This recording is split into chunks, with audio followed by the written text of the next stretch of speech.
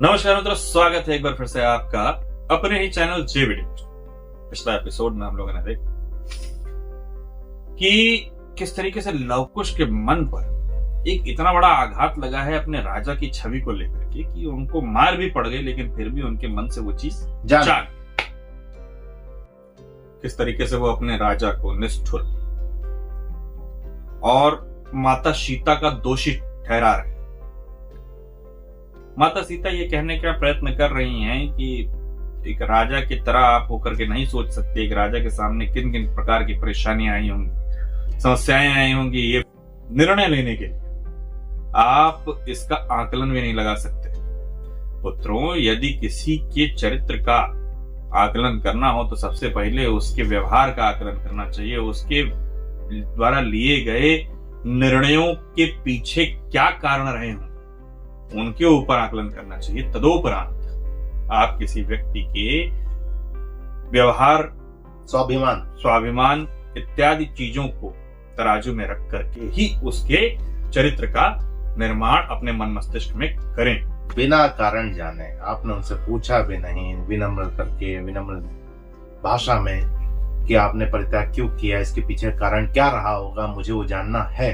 नहीं, दरअसल लवकुश को कारण जानने में कोई रुचि नहीं। उनको बस ये है कि जो गलत है तो गलत, वो गलत है।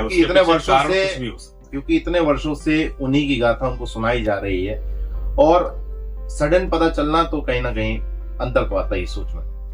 गुरुवर की बात भी नहीं सुनना चाह रहे। अब देखते हैं माता किस प्रकार से उनको ये चीज समझा पाएंगे। दूसरी तरफ हम देख रहे हैं कि किस तरीके से प्रभु श्री राम जी अपनी पत्नी के द्वारा लिए जाने वाले भविष्य में कौन से निर्णय हो सकते हैं, इसके बारे में स्पष्ट रूप से अपने परिवार को बताया कि किस प्रकार से वो वापस नहीं आएंगे। ये मुझे पता है, जितना मैं जानता हूं सीते, क्योंकि सीते और मैं अलग नहीं हूं और मैं अपनी सोच को भली भांति पढ़ जाता हूं। फिलहाल शुरू करते हैं एपिसोड नंबर 282 पार्ट 2। क्योंकि राजा राम निष्ठुर है, अपराधी है माता सीता के। ये क्या कह रहे हो तुम दोनों को उनके विषय में ये सब कहने का कोई अधिकार नहीं है। क्यों नहीं है? वो तो हमारे लिए राजा भी नहीं है। राजा राम तो क्या, हमारी दृष्टि में एक साधारण मनुष्य भी नहीं है। जो दशरथ नंदन राम ने किया है उसके लिए तो उन्हें दंड मिलना चाहिए। ऐसी व्यक्ति की महानता जो हमें रामायण से ज्ञात हुई है वो सब असत्य है। बस बहुत हुआ। रामायण पर प्रश्न उठाकर तुम दोनों गुरुदेव की पवित्रता और निष्ठा पर संदेह कर रहे हो। संभव है कि गुरुदेव को यह तथ्य ज्ञात नहीं थे। हम गुरुदेव पर संदेह नहीं कर रहे। किंतु प्रश्न तो उठा रहे हो ना तुम दोनों। नहीं माता, हमने जो देखा हम उस पर विश्वास करना चाहते हैं। हमारे लिए वही यथार्थ है। बालकों को बालकों के भांति ही व्यवहार करना शोभा देता है। वरिष्ठ लोगों की भांति व्यवहार करने की चेष्टा मत करो। जीवन की स्थितियों, परिस्थितियों और अज्ञात लोगों के विषय में निर्णय लेने के लिए अभी तुम दोनों सक्षम नहीं हुए हो। और मैंने तो कभी तुम दोनों को ऐसी शिक्षा नहीं दी। फिर ये सब तुम दोनों ने कहां से सीखा? माता, अब श्री राम के लिए हम पर क्रोधित हो रही है।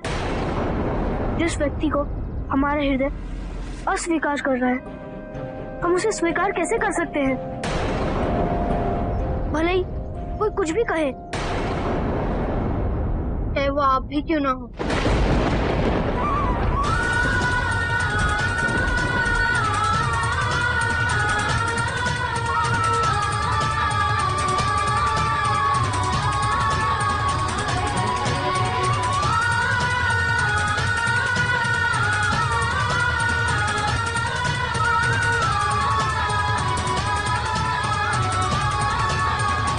जिसका भय था वही हुआ।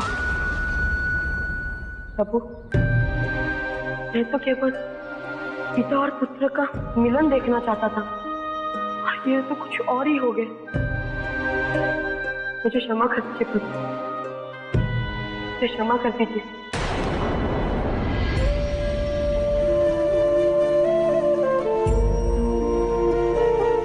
सीते, आपके रघुनंदन का जीवन आपकी परछाई पर रह गया, क्योंकि मेरा अस्तित्व तो उसी क्षण समाप्त हो गया था जिस क्षण आपको राजभवन छोड़कर वनवास जाना पड़ा था।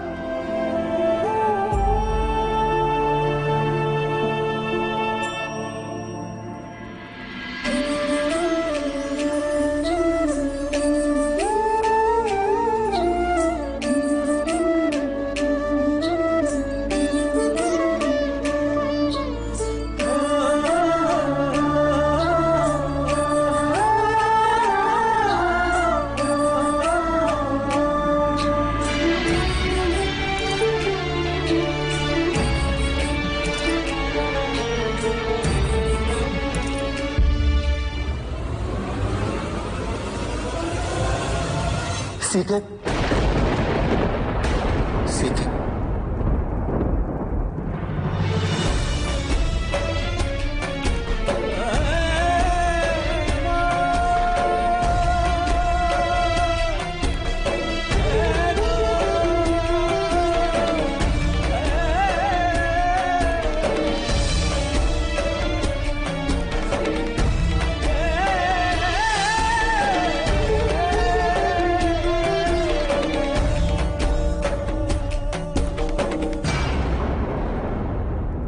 अब इस सिंदूर को संभाल के रखने से क्या लाभ राम?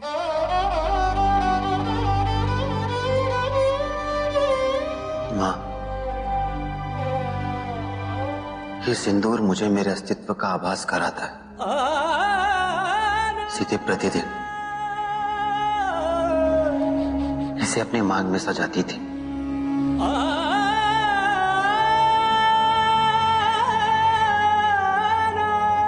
राम, प्रजा की बात मानकर तुमने सीता का परित्याग तो कर दिया,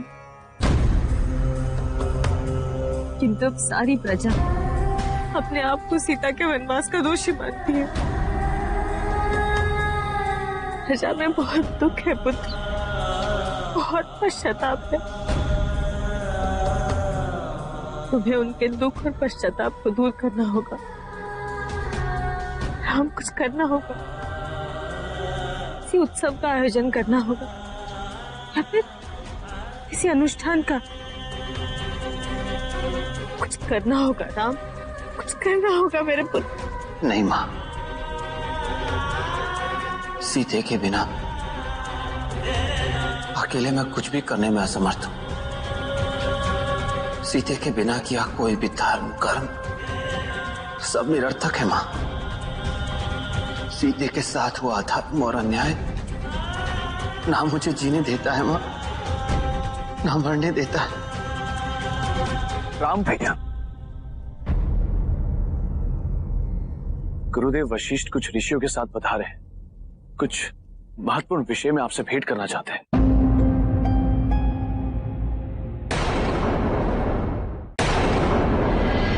गुरुदेव, आपने लव कुश को शास्त्रों का ज्ञान दिया,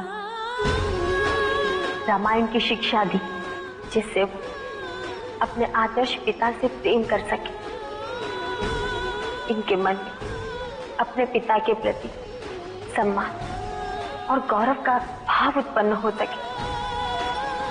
किंतु रामायण के अध्ययन से रघुनंदन की जो छवि उनके हृदय में अंकित हो गई, वो अयोध्या जाकर भी उन्हें मिथ्या लगने लगी। वे निराश, क्रोधित है।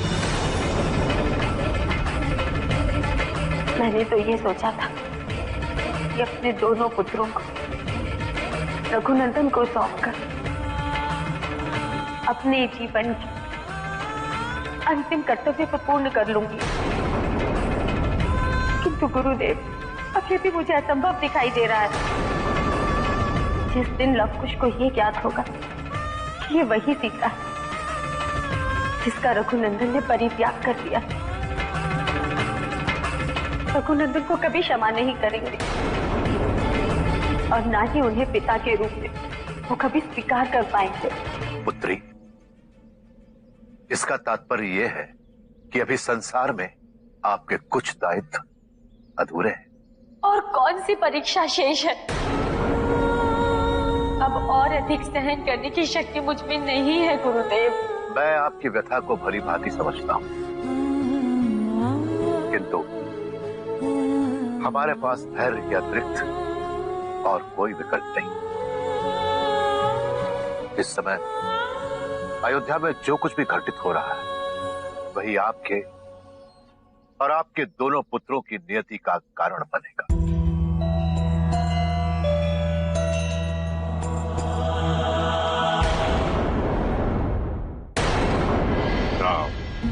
अयोध्या के प्रजाजनों में दीर्घ काल से व्याप्त दुख एवं संताप को दूर करने हेतु अब तुम्हें एक ऐसे अनुष्ठान के आयोजन का संकल्प लेना चाहिए पुत्र, जो तुम्हारी प्रजाजनों में आनंद का संचार कर सके। पुत्र, एक आदर्श प्रजापालक नरेश के लिए अपनी प्रजा को पूर्ण संतुष्ट एवं सुखी रखने का दायित्व भी अत्यंत महत्वपूर्ण है पुत्र। गुरुदेव, आप ही निर्देश दें। प्रजा में प्रसन्नता और उत्साह बनाए रखने के लिए हमें क्या करना चाहिए?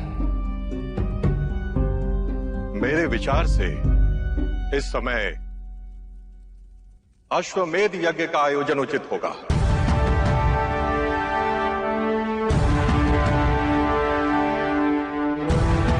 क्योंकि इस अनुष्ठान से अयोध्या में उत्सव के वातावरण का संचार तो होगा ही, साथ ही समस्त वसुंधरा में भी एक बार पुनः गौरवशाली रघुकुल की कीर्ति ध्वज पुनः लहरा उठेगी। गुरुदेव, मैं यह अनुष्ठान नहीं कर सकता, क्योंकि अश्वमेध यज्ञ के लिए राजा के साथ उसकी पत्नी का होना आवश्यक है।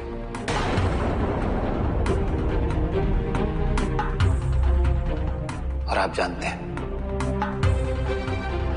मैं अपनी पत्नी का परित्याग कर चुका हूं।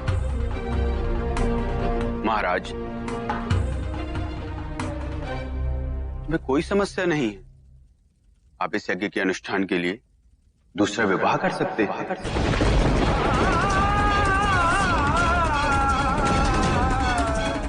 हाँ महाराज, किसी भी राज्य में महारानी का ना होना अशुभ माना जाता है।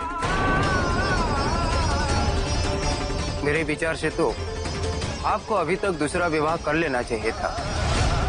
विभीषिका नहीं है तो क्या हुआ, आप किसी अन्य स्त्री को अपनी अर्धांगिनी के रूप में स्वीकार कर सकते हैं।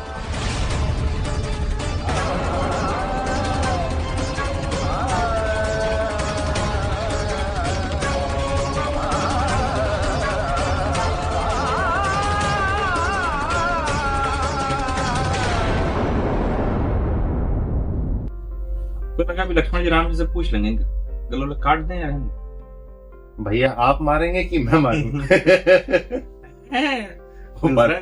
भद्रा को तो छोड़ दिया था, सारा गुस्सा यही उतार दे क्या? निपटा दे।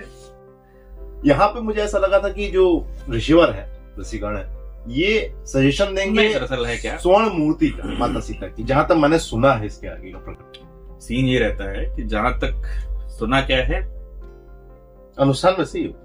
प्रभु श्री राम जी के समक्ष जब ये दुविधा आ गई कि बिना धर्म पत्नी की, बिना अर्धांगिनी की अनुष्ठान नहीं किया जा सकता, तो उन्होंने कहा ठीक है दूसरा कर लीजिए, शादी क्या करना है? क्या नहीं, शादी तो मैं कर ही नहीं सकता। टू बी वेरी सिंपल, मैंने एक पत्नी का व्रत लिया था और वो पत्नी गई।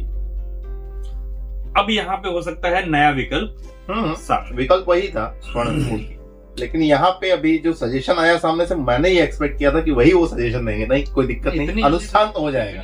तो नहीं है, लेकिन जिस तरीके इसमें कोई बात ही नहीं है।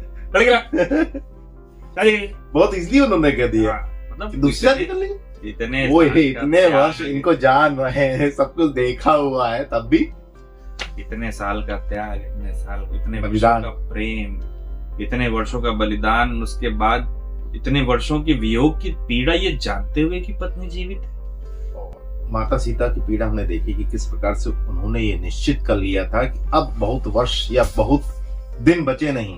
अब जैसे मुझे ही इस मैं धरती हैंडओवर मतलब जैसे ही अपने पुत्रों को उनके पिता के से मिलवा देंगे, समर्पित कर दूंगी या हाँ। उनको रक्षित कर दूंगी, तो उसके तदोपरांत मेरा दायित्व सब इस धरती पे समाप्त। और मैं और उन्हें ऐसा अनुमान था कि ये बहुत इजीली हो जाएगा, लेकिन अभी जिस प्रकार से कठिन परिस्थितियां आई हैं, अब उनको ऐसा लग रहा है कि एक और कठिन प्रकरण उनके लिए शेष। देखते हैं कि ये कठिन प्रकरण और किस प्रकार से आता है, क्योंकि एपिसोड में तो इस तरीके से दिखाया गया कि कठिन प्रकरण प्रभु श्री राम जी का विवाह ही है। ठीक है, तो ये किस प्रकार से दिखाते हैं। चलिए फिलहाल इस एपिसोड को मित्रों करना होगा यहीं समाप्त। शीघ्र ही मिलेंगे नए के साथ, तब तक राधे राधे।